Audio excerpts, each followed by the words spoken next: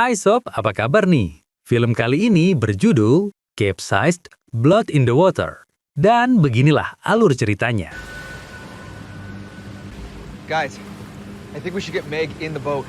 Dikisahkan, pada 22 Oktober 1982, seorang pemuda bernama Brett Kavanaugh baru saja tiba di dermaga Annapolis, Maryland. Kedatangannya bukan untuk berlibur atau melakukan perjalanan air seperti orang-orang pada umumnya. Melainkan, ia datang untuk melamar kerja sebagai awak di salah satu kapal di sana. Adalah John Lipot, kapten sekaligus pemilik kapal bernama Tresman yang tengah sibuk mempersiapkan segala kebutuhannya sebelum berlayar. Usut punya usut, John diketahui baru saja menjual kapal miliknya ke salah satu pembeli yang ada di Florida. Dengan kata lain, ia harus mengirim sendiri kapal tersebut ke sana. Karena alasan itulah, ia pun mulai mempersiapkan segala kebutuhan selama pelayaran, termasuk menambah kru baru dalam misi pelayaran kali ini. Brett yang sempat menghubungi via telepon pun lalu menemui John di kapalnya. Namun, Brett bukanlah sosok awak kapal yang sesuai dengan kriteria yang dibutuhkan oleh John. Bukan hanya minim pengetahuan tentang rute yang akan mereka lalui saja, akan tetapi Brett belum pernah mengoperasikan kapal layar sebagaimana yang digunakan oleh John. Meski tak sesuai dengan kriteria yang dibutuhkan, namun Brett tetap berusaha meyakinkan John agar mau merekrutnya.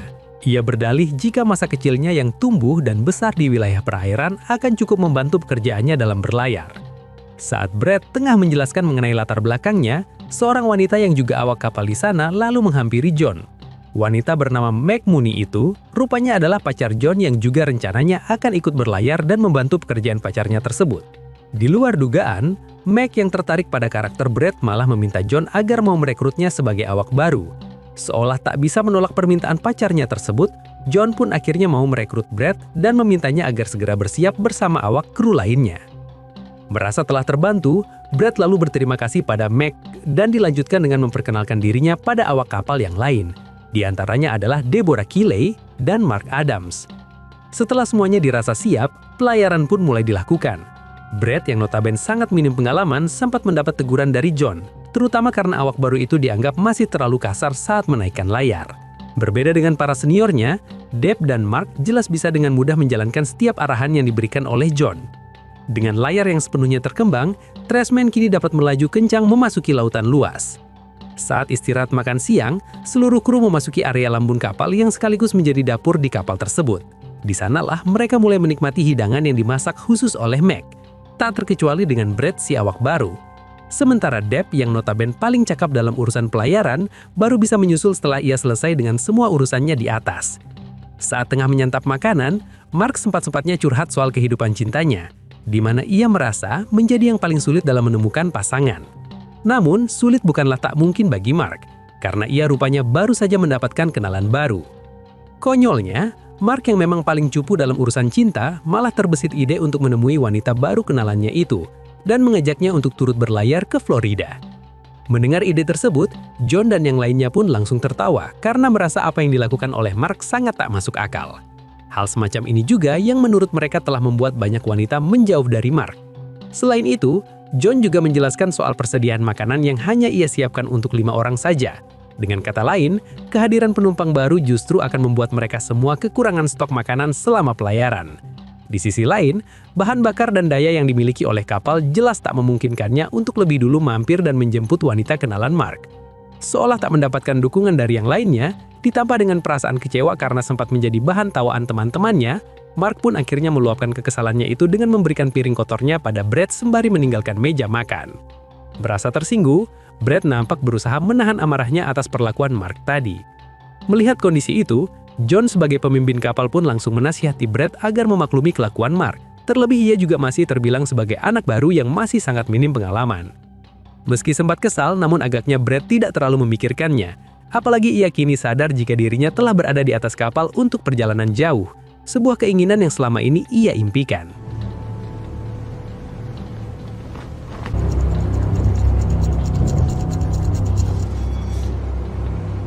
Di waktu yang sama, suasana tenang di kantor penjaga pantai sektor Charleston tiba-tiba berubah menjadi tegang.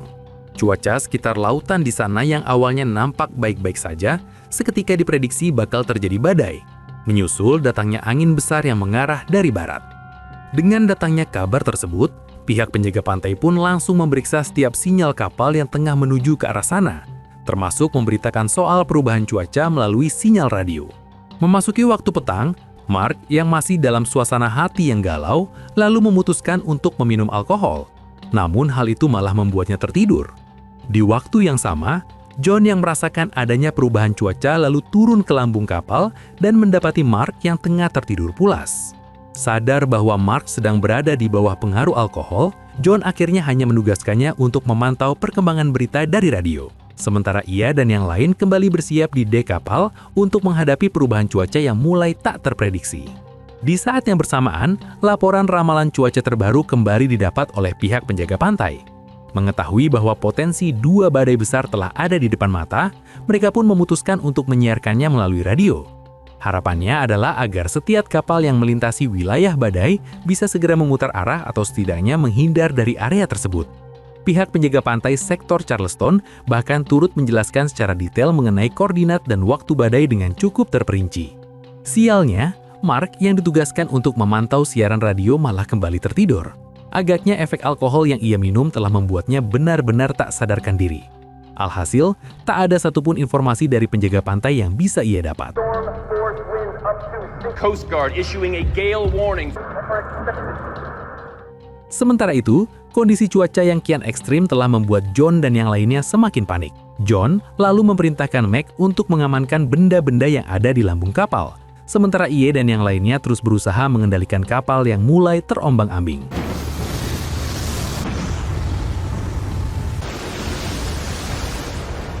Merasa ada yang tak beres, John sebenarnya sempat turun dan berusaha meminta bantuan melalui radio. Namun sayangnya cuaca yang ekstrim telah membuat sinyal radio di sekitarnya menghilang. Ia lalu kembali ke atas dan menyuruh Brad untuk turun membantu Meg yang masih kerepotan. Di area dapur, Meg yang masih berusaha merapikan barang-barang di sana malah tak sengaja tertimpa oleh penutup oven yang tiba-tiba terbuka. Alhasil pahanya pun harus mendapat luka robek yang cukup panjang.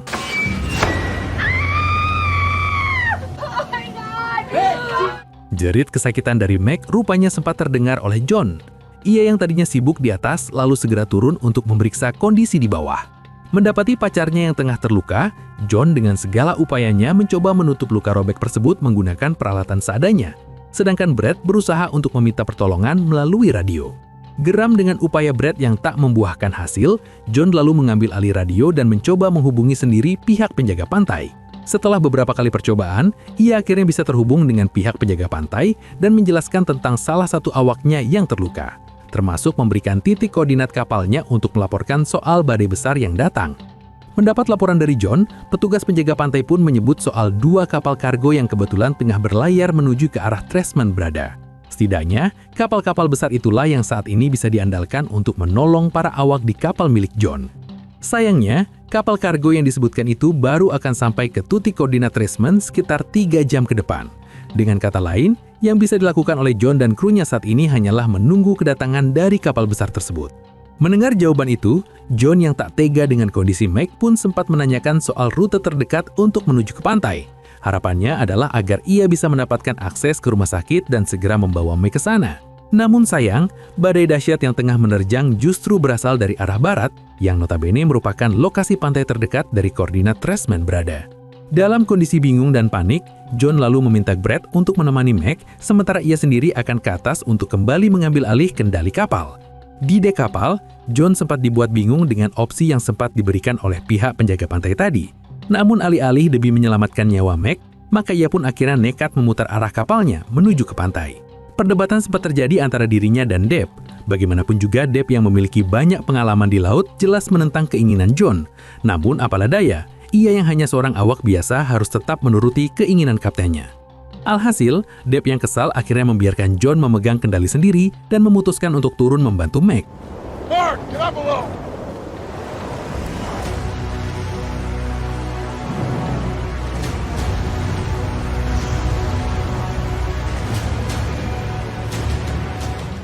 Tak hanya sekedar mencoba menenangkan Meg saja, Deb juga sempat berusaha meminta pertolongan melalui radio. Meski ia pun tahu sulitnya mendapatkan sinyal dalam situasi seperti itu. Lain halnya dengan Mark, ia yang baru terbangun dan masih dalam pengaruh alkohol jelas tak bisa berbuat banyak. Ia hanya terdiam dan bingung sembari memandangi kondisi di sekelilingnya yang kian kacau. Dan mimpi buruk pun terjadi. Badai dahsyat yang belum usai menciptakan gelombang raksasa yang menghantam kapal itu. Alhasil, Trashman pun digulung ombak, terbalik, dan hancur saat itu juga.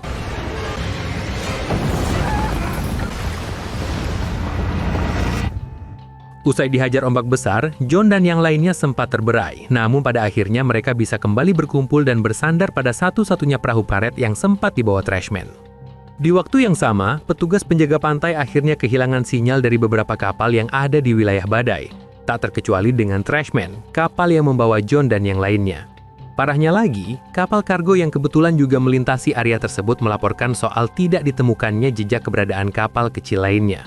Dalam situasi yang kacau, pihak penjaga pantai pun akhirnya memutuskan untuk mengerahkan helikopter ke wilayah itu.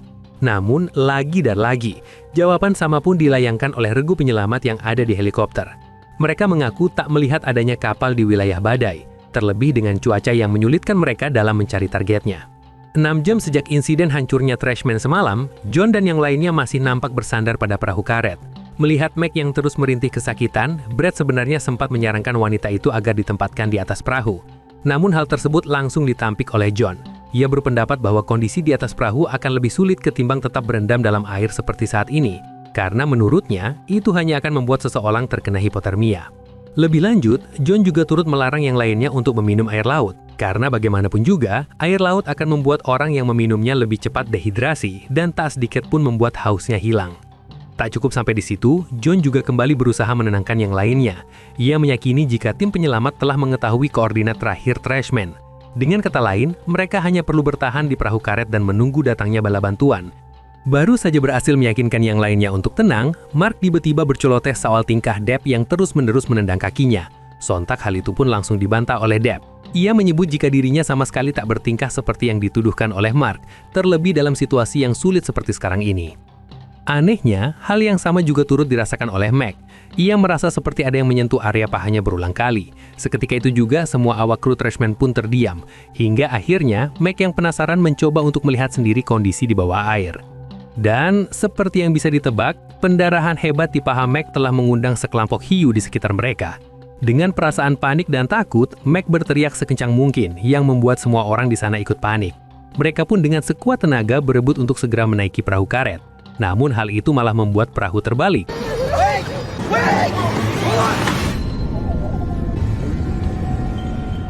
Konyolnya, satu-satunya kru yang berhasil menaiki perahu karet adalah Mark. Sontak, John sebagai pemimpin pun langsung memaksa Mark untuk turun. Bahkan ia sampai harus menarik kaki Mark hingga tercebur hanya demi membalikan perahu karet seperti semula.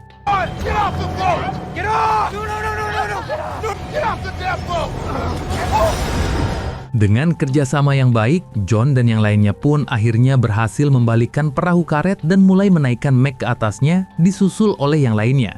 Beruntung, Brad yang saat itu hampir diterjang oleh hiu akhirnya berhasil diangkat ke atas perahu tepat waktu. Namun itu bukanlah akhir dari segalanya. Kawanan hiu kini mulai menabrakkan tubuhnya ke badan perahu, yang membuat suasana di atasnya kian kacau.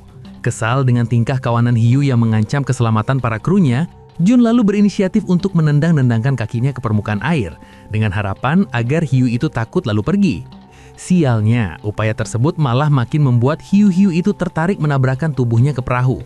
Bahkan, John juga sempat terhempas jatuh ke air akibat ulah kawanan hiu. Ia berhasil kembali ke perahu dengan dibantu oleh yang lainnya.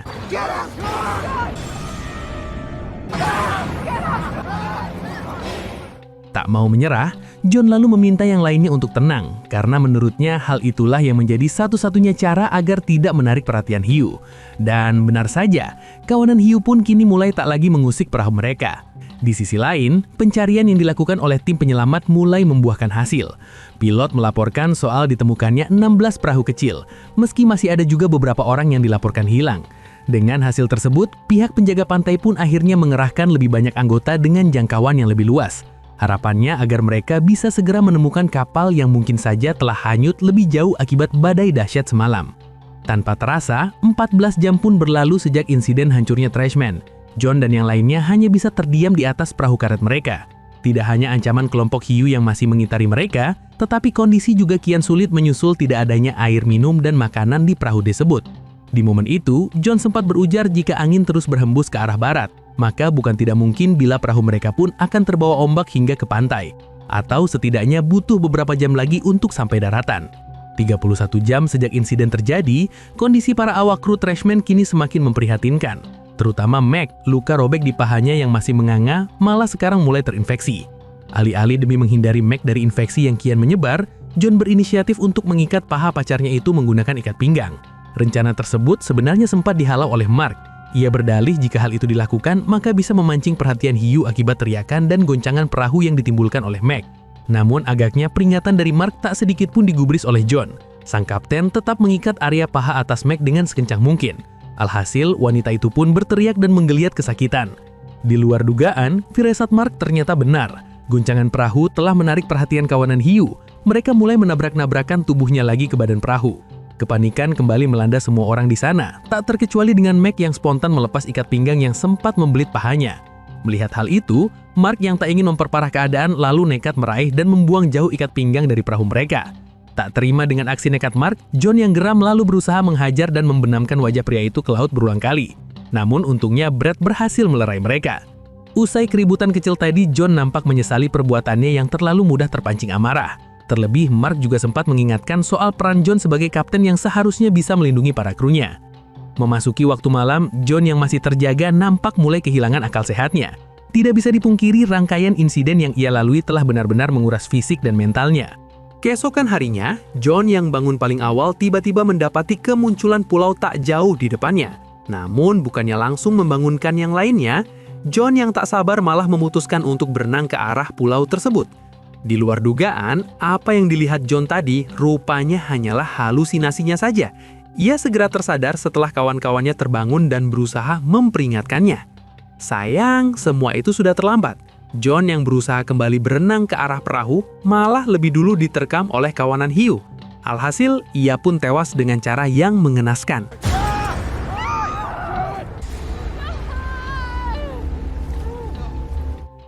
"59 jam berlalu. Kini hanya tersisa Brad, Deb, Meg, dan Mark di perahu karet. Panasnya terik matahari dan tubuh yang lapar serta dehidrasi semakin memperparah kondisi mereka. Bahkan hampir semuanya mulai mengalami halusinasi. Salah satunya adalah Mark. Ia yang tak tahan dengan rasa haus pun nekat meminum air laut yang notaben tak bisa menghilangkan rasa dahaganya. Mark justru terus meminum lebih banyak air laut seperti orang yang sedang hilang kesadaran. Mengetahui ada yang tak beres dengan rekannya, Deb berusaha menyadarkan Mark dan menahannya untuk tidak meminum lebih banyak air laut. Beruntung, Brad yang akhirnya turun tangan berhasil menahan Mark tepat ketika tangannya mulai didekati oleh kawanan hiu. Baru bisa tenang sebentar, Mark kembali berulah malam harinya. Suasana yang tenang seketika berubah saat Mark tiba-tiba berteriak histeris layaknya orang dalam gangguan jiwa. Bahkan teman-temannya pun sampai harus menutup telinga karena tak bisa lagi memperingatkan pria gila itu untuk diam. Kegilaan Mark pun terus berlanjut hingga esok harinya. Ia kembali meracau, berteriak, dan sesekali merengek seperti anak kecil. Saking parahnya, Mark bahkan sampai menggoyang-goyangkan perahu, seakan halusinasi telah membuatnya seperti melihat adanya pulau. Nahas, semua kegilaan itu akhirnya terhenti setelah seekor hiu berhasil menariknya ke air. Alhasil, ia pun tewas dengan cara yang sama seperti mendiang John.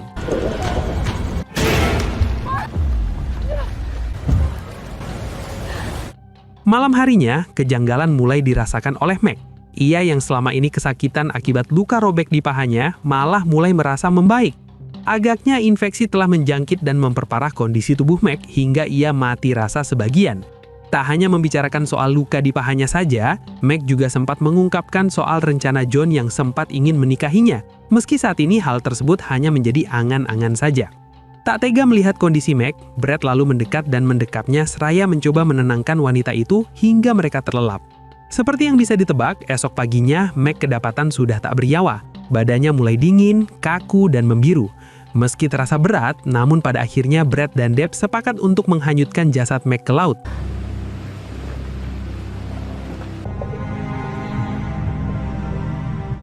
Tanpa terasa, sudah lebih dari 5 hari Brad dan Deb terombang-ambing di atas perahu karet mereka. Namun tanpa disangka, Brad yang kala itu baru saja terbangun, malah mendapati kemunculan kapal Rusia yang melaju tak jauh dari sana. Tak mau kehilangan kesempatannya, Brad lalu membangunkan Depp dan bersama-sama berenang menuju ke kapal tersebut. Namun beruntung, Brad dan Depp berhasil berenang sampai mendekat ke kapal dan diselamatkan oleh para awak di sana.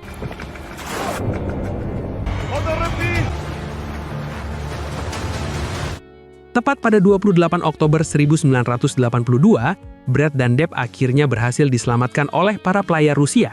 Keduanya lalu mendapat penanganan medis serius selama 8 hari, menyusul dehidrasi dan kelaparan luar biasa yang sempat mereka alami. Setelah rangkaian perjuangan yang melelahkan, Depp memulai karirnya sebagai penulis buku yang sukses. Ia kemudian meninggal di tahun 2012. Lain halnya dengan Brad, setelah melalui tahun demi tahun melawan traumanya, ia akhirnya bisa kembali menekuni profesinya sebagai pelayar dan diketahui masih tetap eksis hingga sekarang.